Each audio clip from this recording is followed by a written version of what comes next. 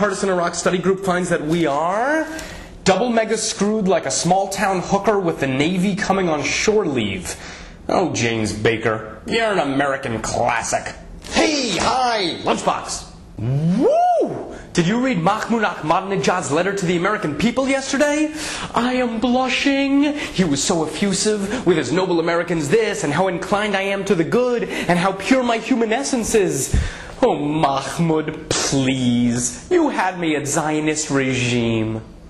Ahmadinejad's missive accuses the Bush administration of curtailing civil liberties, trampling on judicial due process, and lying to the American people. It also basically congratulated, but warned, the Democrats on their big midterm win.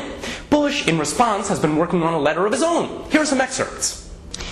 Dear Iranian people, how are you? I am fine.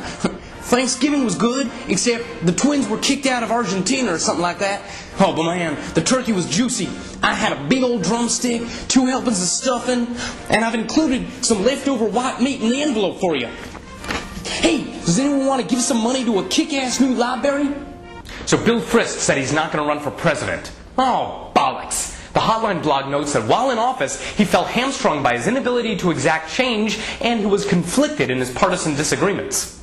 But Bill, we were all counting on you to bring your unique brand of slapstick humor to the race. Now who's going to get nailed with a banana cream pie and do a double take to his opponent? Not old stick-in-the-mud Tommy Thompson.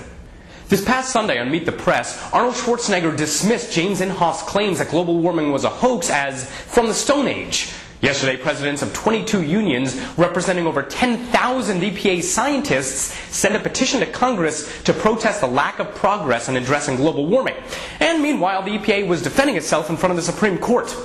Sometimes the winds of change are powered by wind farms. The highest court in the land hears arguments this week that could force the Bush administration to change how it deals with global warming. A dozen states, led by funny-talking liberal-Massachusetts, are arguing that the EPA has to regulate the amount of carbon dioxide that comes from vehicles. So why is this important, you ask yourself, as you spray Right Guard on your spotted owl jumpsuit and eat an acre of rainforest? Because it's the first time the Supreme Court has heard arguments about global warming, and it could set a precedent for federal regulation of environmental damage. The justices are in their typical camps, causing Anthony Kennedy to be the swing vote.